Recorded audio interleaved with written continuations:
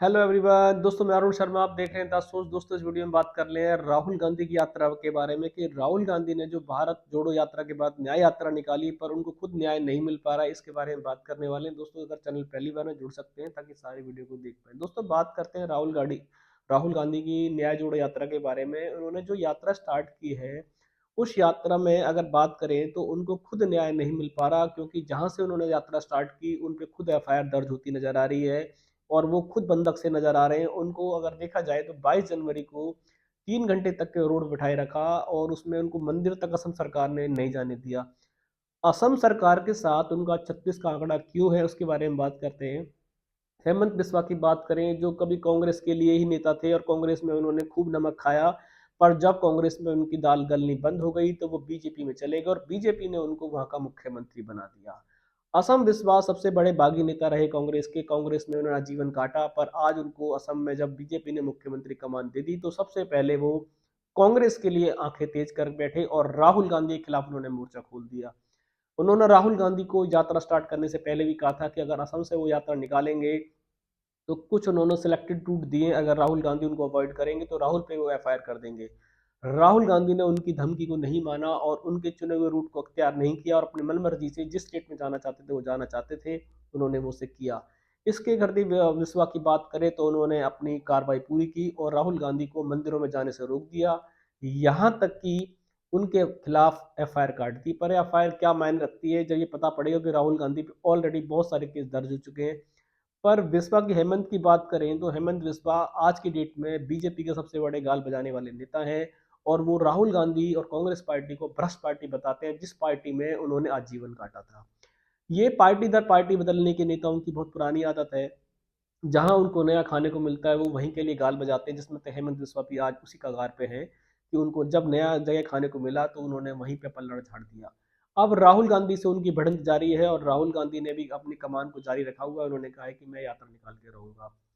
अगर राहुल गांधी मणिपुर से अपनी न्याय यात्रा का आंदोलन करते हैं और वो खुद अन्याय का शिकार होते हैं तो क्या यात्रा उनकी कामयाब होगी, क्योंकि पिछली यात्रा का भी उनकी कांग्रेस पार्टी में कोई संजीवनी बूटी नहीं मिली। इस यात्रा से राहुल गांधी में पार्टी में भी कोई एक सुर नहीं बताए जा रहे। उनकी पार्टी में यहाँ तक भी उनके पार्टी के नेता भी इस यात्रा की बजाय अयोध्या जाने के लिए रेडी थे और वो उनकी पार्टी को सपोर्ट नहीं कर रहे।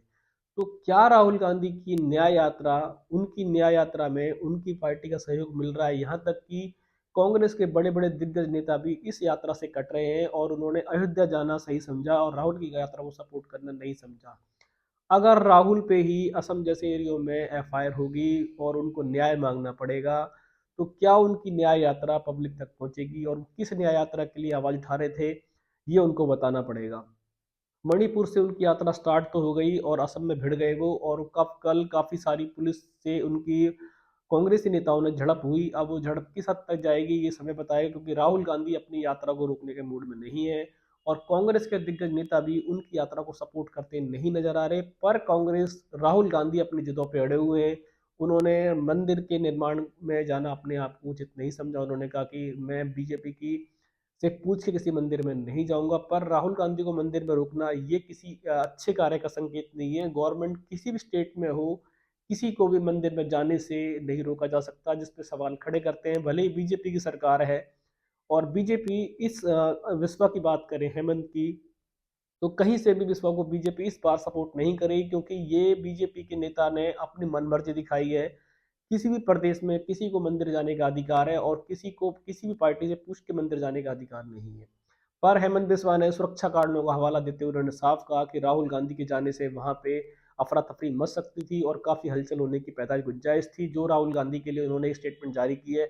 ये एक बनी बनाई ख्वाबी बात है जो हेमंत बिस्वा ने ऑलरेडी प्लान करके किया हुआ था। अगर कांग्रेस के एरिया में बीजेपी किसी के नेता के साथ अगर ऐसा होता तो शायद बीजेपी रोडों पे आ जाती, पर कांग्रेस को राहुल गांधी का सपोर्ट नहीं मिल पाया है और उनकी न्याय यात्रा इस बार भारत जोड़ो यात्रा क्या है कुछ फीकी नजर आ रही है। तो इसमें देखना है कि राहुल गांधी को न्याय अपनी पार्टी से चाहिए या देश से चाहिए या उनके साथ जो हेमंत बिस्वा ने किया है उस पर सरकार से चाहिए। तो राहुल गांधी अपनी यात्रा पे कवायद पूरी कर रहे हैं। अब देखते हैं कि राहुल गांधी की यात्रा क्या भारत जोड़ो यात्रा से आगे निकल पाएगी और कांग्रेस को कुछ संजीवनी देने में कामयाब होगी। दोस्तों मैं और मेरी टीम पर नजर बनाए, हमें कोई नया अपडेट मिलेगा हम आपको समय से पहले बताएंगे। अब तक आपने कोई डिबेट मिस किए देख सकते हैं, ताकि सारी डिबेट को आप देख पाएं। दोस्तों मैं अरुण शर्मा मिलूंगा नई सोच के, सब तक अपना ध्यान रखें। नमस्कार।